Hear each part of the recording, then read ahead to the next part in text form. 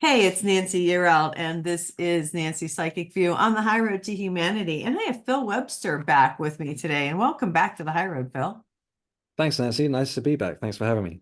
Yeah, I'm glad you're back. He's got a new book. You guys might remember when he was here originally with his first book, Letting Glow, but now we have Glowing Deeper.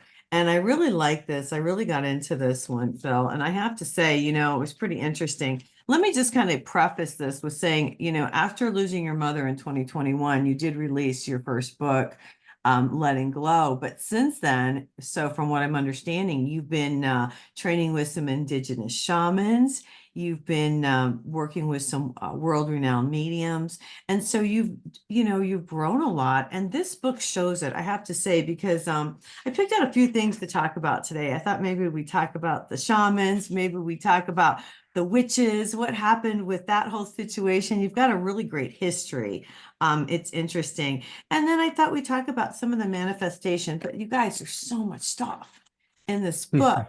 Phil, tell us your story. Tell the people who don't know what happened to you, because when you saw something right before your mom passed. So do you want to tell the Yeah. story? Okay. All Yeah, right. sure. So yeah, that was really the sort of trigger that opened me up to all things sort of spiritual, really. It was almost like I've been having lots of experiences through the years. Every 5 years or so, some weird thing would happen, and I would just like dismiss it or just sort of deal with it and then move on. But then the night before my mum passed away, and this was at the end of the pandemic, I hadn't seen her for a few months. She lived in a different part of the country to me, and we would FaceTime every day. And then on this particular day, and I hadn't seen her, like I say, since October or something like that, and this was January. And I wanted to, but it was just a combination of, government lockdowns and all the rest of it. So we were in another lockdown again. She'd lived in a place called the Isle of Wight, so she'd got very lonely through that whole thing. She was 76 years old. She hadn't really been taking care of herself. I think a lot of depression came on and all that through the whole pandemic.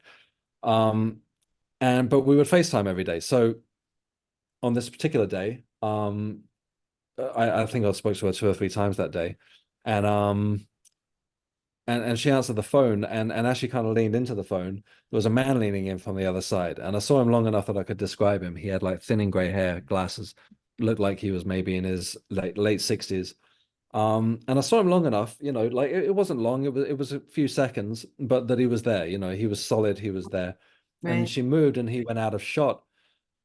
And I was kind of shocked, because it was quite late at night. I knew her whole routines and I knew everybody around her and all those kind of things. And I said, "Who's that?" And she said, "Who's what?" And I was like, "Okay, well, I just saw someone, And she just kind of just dismissed it. And I sort of grilled on it a little bit more. And I could always tell when someone was with her because she put on all these airs and graces. She'd speak a lot posher and all that. And she wasn't doing any of that. And we spoke for nearly an hour. And I thought, well, I guess there's no one there then. And I just sort of put it down to, I don't know what, a glitch on the phone, my imagination. Yeah. Although I'd known I'd seen the guy, but my head wasn't kind of in the spiritual at that point. I wasn't thinking about anything like that.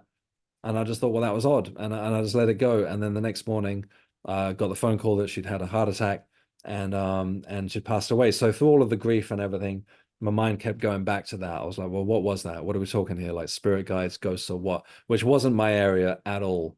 Right. But that was really what opened the door essentially. And then it kind of made me look back at other stuff. As I progressed, then I started learning about mediumship. It made me look back on other things that had happened. And it would seem that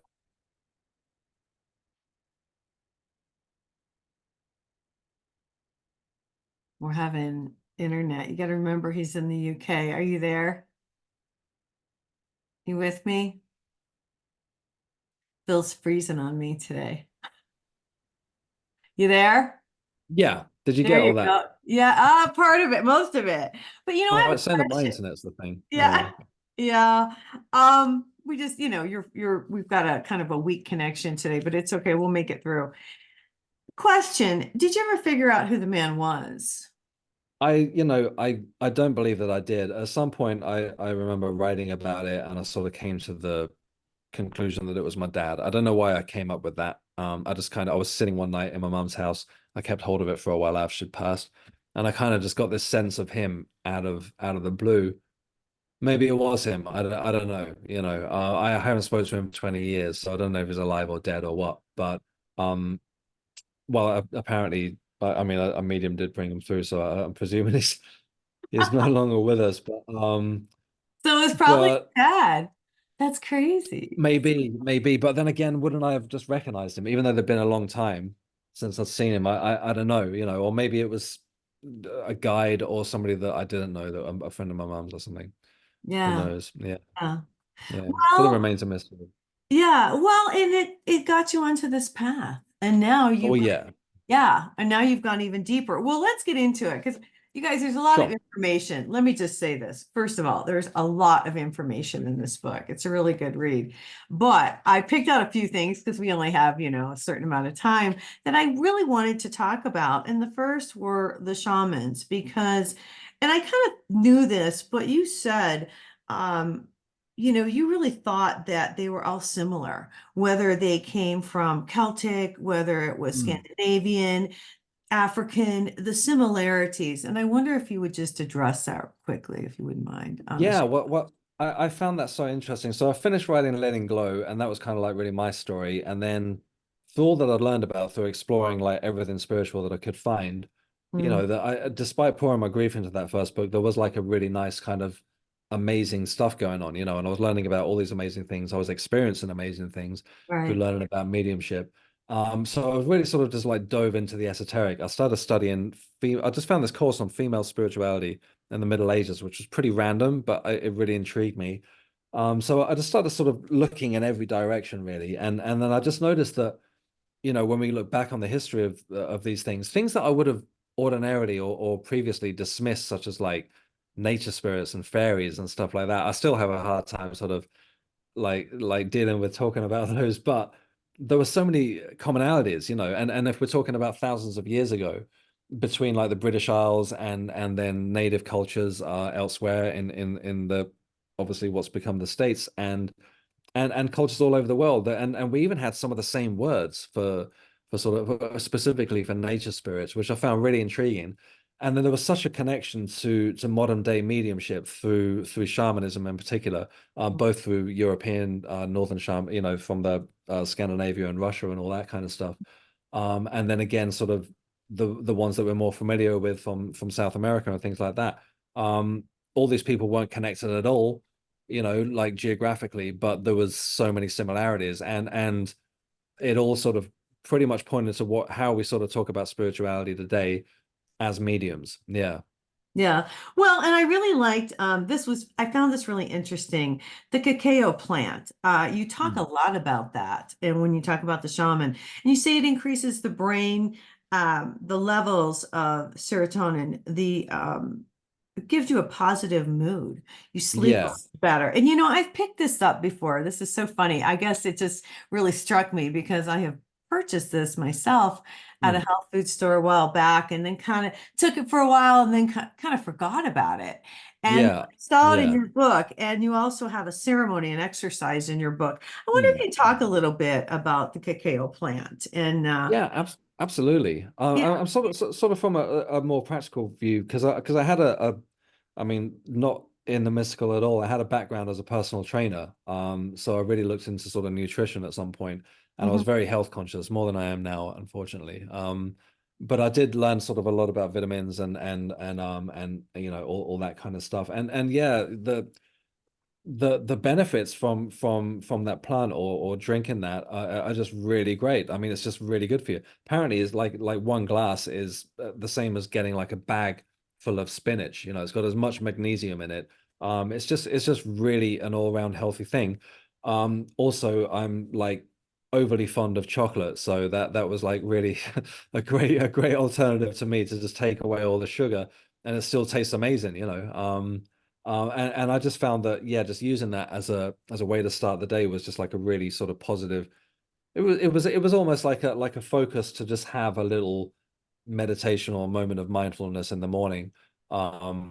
Whereas rather than just getting up and staring at my phone and putting the TV on or something like that, let's just Well, or do having that. coffee, or have you said instead of coffee you would have this. Yeah, yeah. You know, I still drink Good coffee. idea. I still, yeah, yeah. But I feel that when you can sort of implement that little ritual into your daily life, especially if you're sort of someone that's pursuing, spirituality. It just sets you up for the day. It's like you've already done it. You're good to go, and to just sit and have a little 5 minute meditation and just sort of concentrate on that. And again, I also want to be sort of mindful of like cultural appropriation and stuff like that. So it's traditionally sort of from South America, but then those cultures are quite open to sharing their knowledge with us and their history, and they're not sort of holding it close to their chest. Right. So I feel that it's not, but also, want to sort of be mindful of that. I always find it sort of fascinating, and I wrote that in the book, but everybody and their grandmother has like a Native American spirit guide, so it's you know what I mean. I've got people that live in Slough, south of London, and they're calling them Native Americans. I don't know, but anyway. That's great. I love it. I love it. That's awesome. Well, you did a lot of research and there's just some interesting information. I found you talk about the dawn of female mysticism, witchcraft, the left and the Yeah. right path. And I've always heard, different things, but you really did your research on this one. I mean, I just Yeah. thought this was interesting. You talk about, and if you don't mind going into it a little bit, but and I've always felt this. Women were really into the mysticism, and then the male came in and said, Mm. "No, you won't Yeah. do that. You're not going to do that." And then we're not even included in the Bible, really, in the Mm. Mm. mysticism either. But I'll let you tell the story. Tell the audience Well, what you found, some of the information. yeah. I mean, I think I tied it together a little in a little bit of a different way to what some other people have. And I'm not an expert. I mean, like I say, I did sort of the majority of what I learned about came from this course that I did on female spirituality in the Middle Ages. So when I talk about witches, I'm really concentrating on the European side. I didn't really sort of didn't touch on anything to do with voodoo. I didn't go anywhere near the Salem witch trials or anything like that. But I just sort of put a few pages together on what made sense to me in terms of what we recognize as the traditional idea of the witch. And around all this, I found this, and this kind of wasn't really even the focus of the course that I did, but I just immediately connected it with sort of with witchcraft, and I started like I'm just looking over here because I've got it wrote down because it's got dates and all that kind of stuff. But there were these women called the Beguines who we're talking around the 1200s. So actually, I think it's pronounced begin, just like begin, something begins, but it's Mhm. spelt differently. And I'm just gonna sort of rattle it off here because it's easier than off the top of my head. So like they sort of set into motion at the time like a new genre of mysticism that was more of a speculative, innate sense of knowing rather than the religions that were developing around the time, and much as the same way that we talk again about mediumship and spirituality today, and it sort of had its basis in Christianity, but it sort of went beyond the boundaries of that, and it explored the idea of the self being connected to the all that is, and more of a connection to the universe, and again how we talk about spirituality today. But yeah, the church at the time didn't like that, and essentially like these ladies called beginners, they weren't nuns, but they would sort of help, they would sort of act like nuns did. They would assist nuns, they would assist monks in terms of helping sick people, and they would be around them, but they weren't confined by the same rules as nuns and monks at the time. Mhm. But so they were kind of like a liberal speaking women that had this rhetoric of more of a sort of beautiful poetic way of looking at connecting with a higher power, and naturally the church didn't like that. And then they started getting the blames for things. And one interesting thing was, and sorry to take this down a little bit of a sordid avenue, but what I wrote in the book was that monks started complaining of having like erotic dreams Oh, and all this yeah. kind of stuff. And immediately these ladies begins, they were like, well, it's clearly them, they're doing some weird mystical, stuff that's given these monks, these, straight edge monks, these unclean dreams, and they got the blame for it. And they pretty much tried to, shut them down. And essentially one of these ladies in France, and I'm losing Yeah. my Talk about her. Marguerite, is it Perete? Perete? yeah, and I'm losing. Sorry, I'm losing the era where she was now. Well, Um, let's see. Well, I wrote this down. They burned thanks. I her. should have. Yeah, they burned her at the stake in 1310. Right, right. So it was around the same period of time, but we're talking like a good 100 years of these Yeah, ladies being around, and she right. wrote like a book of poetry. On Um, love. yeah, and that she refused to sort of revoke. And again, the church didn't like it and just tried to, just basically tell her to stop talking this nonsense and she wouldn't, so they burnt her at the stake. And I feel that the conclusion that I came to from that, and again, what do I know, I'm no expert, but that seemed to be what set into motion of burning people, burning women at the stake. And then that went on for centuries, yeah. Well, the crazy part was that the in 1542, I wrote this down, Mm. English Parliament approved the Witchcraft Act, Yeah. which was punishable by death. And it wasn't repealed until 1951. Yeah, which is the way when I read that, I went online. I was kind of doing my research, and you can go online to like the British government's website, and there is you can find the Witchcraft Act, and it's there, yeah, and they didn't stop witch hunting until 1951, which is nuts. I mean, I don't think people were actually actively out hunting witches at that point, but that's crazy that we They us let having a it go. conversation. Yeah, but us having a conversation like this would have been considered like illegal essentially up until the Right, 50s. right. Yeah. Like, Yeah. 30 years before the 80s, which They is, would have said we were the witches right here. yeah, Guess what? yeah, We're exactly. just Yeah. spiritual people. It's really interesting how people get a name or energy attached to them, and that's such a Mhm. horrible thing. Well, and it's changed. I'll just say this: it's changed things throughout history. Women are coming back, myself included. I'm very Yeah, connected absolutely. to the divine. But and there are still people who don't like that we talk about. You do a chapter on tarot in here, and Mm, there are mm, people who don't like to talk about the tarot. They still think that has a bad, mm. thing about it. Now, I will bring this up. There are a lot of talk, especially, and I'll just bring this up because it's out. The Super Bowl, they talk about all the satanic rituals, and some of these people are witches. What's your take on that? I haven't really, I'm not one that, and I hesitate to use this term. Like, I don't mean to belittle it and start talking about sort of conspiracy theories in that sense, but I do wonder what's going on. So I've got a cat that's just literally just about to walk in front of the screen here. That's okay. She Um, she probably knows. yeah, start talking about wishes and she shows up. Yeah, there Yeah. you go. Um, Well, just because, there's good and there's bad in everything. There's light and yeah. there's dark and there's everything. And I think that we're starting to see the truth of a lot of this Mm. stuff. And so that's why I bring Absolutely. it Yeah. up. Yeah. Yeah. No, yeah, absolutely. I think that, I think just sort of like take it in a little bit of a direction. I think that, the old ways don't work anymore. And, we're all connected now, and we're starting to see that, oh, okay, that's what's up with that? Why has that Yeah. person got that amount of money while we're like barely paying the rent? And there's just like a massive imbalance, right? And I feel that, and I don't want to take this into a political area or anything, but with the things that are going on right now, the wars that are going on right now, it just seems so archaic. And It does. like this, just like old men sort of just, and people battling over religious ideas that just aren't to anything to do. It just seems insane, and I feel that as horrific as everything is, and that, how many people are dying, like in the Middle East and all that, and I don't mean to belittle it by any means, but if something can come out of it, then surely it should be okay, this, this doesn't work anymore. This is just, it's just nonsensical. I think Yeah. so too. And I think this way of life, I feel, is coming to an end. I think that's Yeah. what the raising of the vibration and everything is too.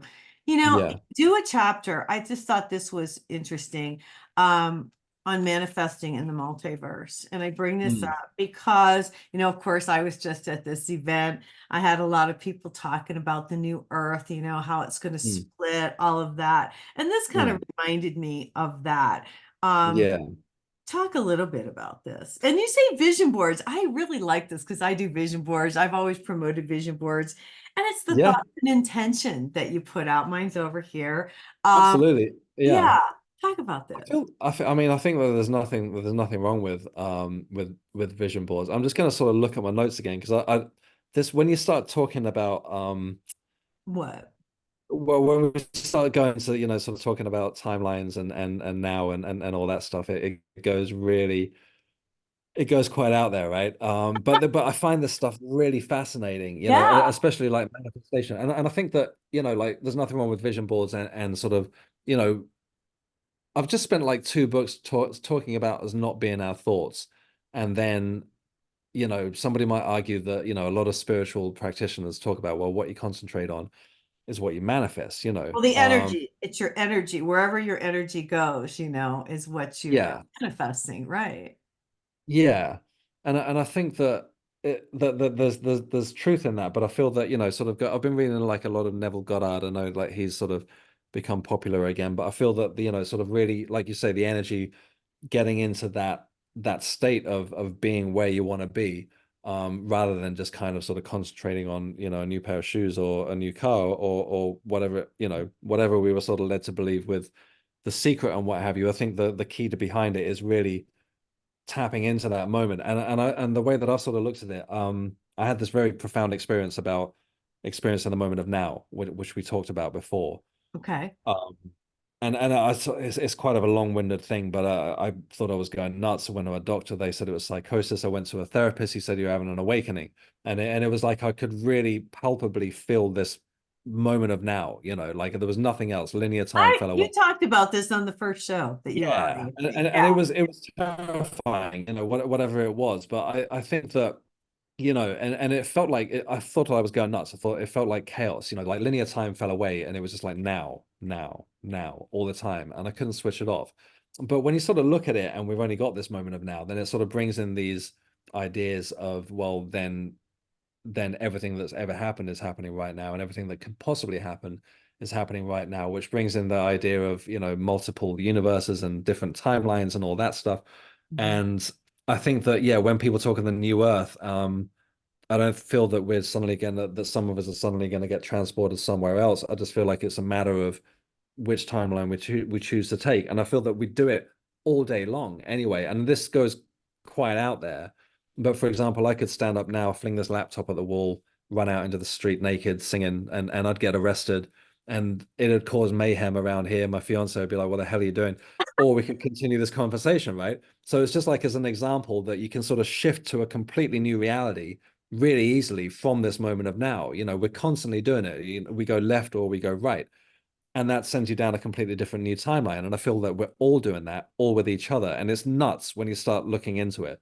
Mhm. Um, but it's almost like it's a fundamental principle. It's like, we've got free will, Right. and we're continuously weaving this, grand tapestry. I'm sorry, I'm going way out there. No, you're Um, good. You're good. Because I feel the same way. I went to different people. I talked to a lot of yeah, different people. And I feel like this is what's going to happen. hmm, Our choices. We choose which way we go. We yeah, have a choice. We can choose to go in the spiritual direction and raise our vibration and go to this new earth, or maybe we don't. Maybe we choose to experience the other way. And that's our yeah, choice, and there's yeah. no judgment in either way that it goes, but there Hmm. is going to be a split. There definitely Yeah. going to be a split in the next What few is I just yeah, I mean I find just the whole timeline thing fascinating because Yeah. again, sort of by design, we're constantly Mm. moving to new timelines with literally every decision we make. Right. We could just Creating. be like, yeah, like we're Yeah. constantly doing it. And what I find really sort of what starts getting like really mind-boggling is that we're all doing it. So Right. like if I shifted to a new timeline right now by doing whatever I do, then a version of you would shift with me. Or if you left the room now, then a version of me would shift with you. It's nuts, when you Yeah. start looking into it. But it does seem to work like that. I mean, we're doing that all the time, literally. It's crazy. It's just like I feel that we just sort of move along with one another to multiple timelines. And I think that just sort of tying that back into talking about a new world, yeah, why not? There's a possibility that that's the timeline we could shift to. Well, it just shows how connected we are. Yeah, yeah, More yeah. I than sort of talked anything. myself into a corner there. I'm Yeah, I like know out. you're fine. You're fine. You know Yeah. what else you talked about, and I want to address before we get out of here, is you talk about spirit guides and animal guides and trusting your guides. And I just got back from talking about, connecting with your guardian angel. But we do have guides and we do Mm. have animal guides. And it takes time, I think, to learn to trust and to listen to those messages. Do you want to address it a little bit before you do a nice Yeah. chapter in your book about it? Yeah. No, yeah, sure. I feel that when I wrote that book, I wrote it at the end of, like I said, I'd finished Letting Glow, and I was just amazed by all this stuff. I was just like this new, Hmm. I just wanted to touch on everything. Hmm. Um, so yeah, I sort of really was like fascinated by this idea of spirit guides. I feel like I'm still getting to know mine. They show up. I was sat in circle the other day, and people were telling me about my spirit guides. Giving me names and stuff. Um, I'm currently writing a third book, and I 100% am not writing it. It's coming from something else. All right. It's a literal conversation. Yeah. I You're spent the first channeling. You're channeling. yeah, and I spent the first 10 pages like, okay, am I going nuts and blah blah blah, and then sort of just, all right, let's just do it. And I feel like I'm learning a lot from it. It's amazing just to look back on it. It's like, well, I didn't know that. I didn't know that, and it's way smarter than me. So yeah, I feel that we do. And I also sort of got given a vision. Like I was kind of like, okay, well, just give me what are spirit guides, and I might be wrong. I don't know if I'm wrong or right or stepping on any. People may disagree. But I kind of got a vision of a almost of a like an order, like a Colosseum. Okay, so we're like right here in the the playing field kind of thing, and then those are around the bottom. And it's not like this. This is just kind of the way that it works for me to understand it. That we've got those guys that are like nearer the bottom that are dealing with their everyday stuff, work and love and all that stuff. And Mhm. then kind of the further you go up, then it kind of gets more about the bigger picture and the sort of more philosophical ideas that we might get, or as we open up as spiritual practitioners or mediums and what have you, then we kind of we are possibly tapping into those sort of higher guides. But then it was also given to me that it's not actually a hierarchy. Well, yeah, and I'll tell you how I explain it because people ask me Yeah, when I went to my event, because I'm asking them to connect with their guardian angel, just like you can, and yeah, anybody can. But the difference between the guides and the angels is they're at a higher frequency. right, So yeah, so I guess more than anything, not that it's any better, it's just different. And I believe that the information maybe come from from a higher frequency that yeah, bring yeah, forth. So I think, exactly, yeah. yeah, so that's what I That have come up with, Yeah, that's how I got it too. But whatever was sort of giving me that was sort of stressing that there's no actual the even though we're looking at it as a hierarchy, there's not actually, we're all part of the same thing. There's not actually like, well, he's up there and I'm down here. That's just kind of like more the way that we can put it in perspective. Or at least that's how it worked for my brain, at least. Yeah. That's Yeah. cool. That's cool. Well, Yeah. and I think, we all have guides and we all have angels that help us through life. And it just Mm. helps us to connect. I read in here you were talking about you asked your guide what you needed to know about the lake or the river or Oh whatever yeah. it was. Yeah. Do you want to tell that real quick? Well, that stuff was fascinating. I was just kind of testing this whole thing out, and I'm not sure that why not sort of test your spirit guides if you're trying to sort of get a confirmation. Well, yeah. It's not something that I've done lately because I'm like, yeah, they're a thing, they're around. Um, but I was like, okay, I was like, just give me something about this place. I was on the Isle of Wight at the time where my mum used to live, and I was still hanging onto her house for as long as I could. And I grew up in that place. I was like, okay, give me something that I don't know about this place. And it said Yeah. something really specific about the algae, if think that's how you pronounce it, in the Algae. water. Yeah. Well, we say Algae, sorry. algae, but yeah. Yeah, God, that's probably the right way. Yeah. And I was like, well, I that's not my area at all. I don't know anything about sea life or other than Right. the documentary. And I was like, okay, well, so then I Googled it, and this very specific harbor on the Isle of Wight in the south of England came up of what I was being shown, and it was like, yeah, it has this problem, and it's killing off Oh my. because the tide doesn't rise properly and all this stuff. And I was like, okay, well, there's no way I knew that. And I was like, give me something else, about this place. So I picked the little town that I was in. Yeah. And then it was like, okay, so very straight. Immediately, I got a specific hotel that it used to be it used to be a brothel, like in the Yeah, I read 1700s, that. I thought something that like was that. crazy. And I was like, okay, what I don't know. So I looked this place up. I looked up its history, and it turned out that it was like a spot where people would stop for the night and sort of rest their horses and all this stuff. And could very likely have works as a place of people enjoying themselves. Yeah. So That's I crazy. I just couldn't come up with anything then. But yeah, yeah, and I was like, okay, again, like confirmed. This is just stuff that I would never have come up with on my own. So yeah, interesting. Yeah. And well, no, that's exactly how it works. And I think it's really cool. Listen, I think it's fabulous, glowing deeper. When is the third book coming out, Phil? Well, as I started writing a third one, which I thought was going to be part three, but then it just turned into this whole bigger thing. So I'm just going with it, and it seems to sort of be beyond me, and it's not my story. It's just way out there. It's amazing. Okay. But yeah, it's not going to be part of that. So I'm sort of still waiting on the third book. So yeah, let's see what happens. I want to get this one done now and put it out, and well, Yeah. hopefully somebody will publish it. Let's see. Yeah. And look how much you've changed. Look how much you've grown since I met you the first time on Oh, the thanks. I have book. no idea. Yeah, I mean, you're really into this stuff, and now you're a new, it's like you're a new person. You're a different person. Yeah, no, yeah, I'm really enjoying everything about it. I really am. Awesome. Yeah. Awesome. Well, I have to say, thank you for coming on the show. You guys, it's called Glowing Deeper, and it's by Phil Webster. You got to pick it up. A lot of terrific information, a lot of good research you did on this one. I really No, liked it. thanks. Yeah, no, well, I Yeah. really enjoyed it. I really enjoyed diving into all that stuff. Awesome. Yeah. All right, guys, we're going to get out of here for today. And like I said, you guys got to come see me in Florida. I'll be down there the 16th and the 17th. I hope everybody has a fabulous week, and I wish you all well and God bless.